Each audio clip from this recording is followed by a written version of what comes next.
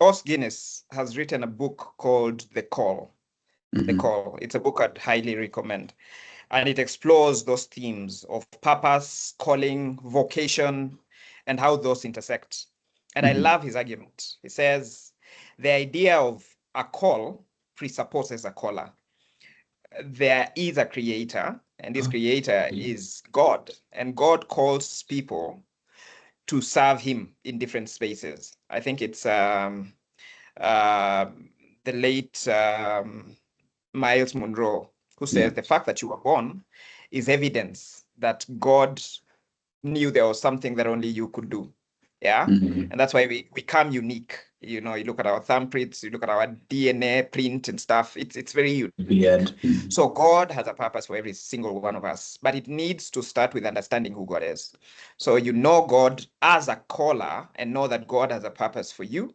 And therefore your assignment in life should be to find out, what on earth am I here for? What has God created me to do? Now you need to, once you appreciate that, you need to understand what God's intention and purpose for life in general is. Someone says God creates, then God redeems when creation got, fell, and then God sustains, and then God consummates.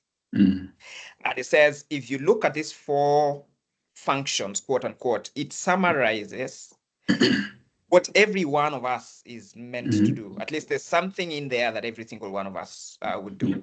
There are some of us who are more creatives. We have a creative bone.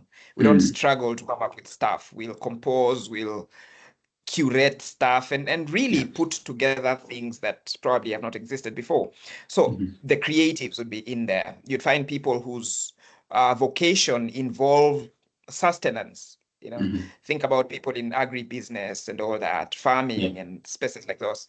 People whose assignment is more fixing things that get broken. Think about medics and people in that general space.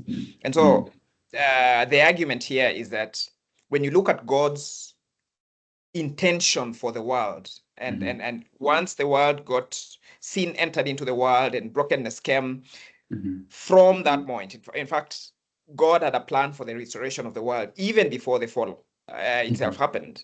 And so we are joining God in rebuilding the world, so to speak.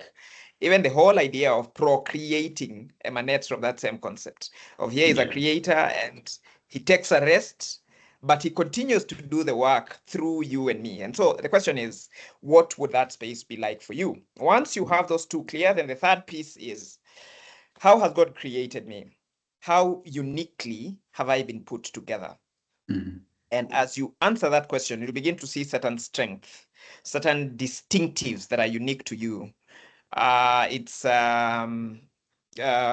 Rick Warren, Purpose Driven Life, who says each of us has a shape, SHAPE, and it says the S is spiritual gifts, the H is heart's inclination, and you know your heart's inclination by asking the question, what makes you mad, what makes you sad, and what makes you glad? If you can answer those questions, sad, mad, glad. So heart inclination, and then A is abilities. What are your natural abilities and inclinations? And then P is personality. And then E is experiences. So when you look at the totality of that, and then you look at the needs the world has, then you begin to see places and spaces that you can plug into with your unique distinctives to help bring a solution or to help sort out a particular challenge.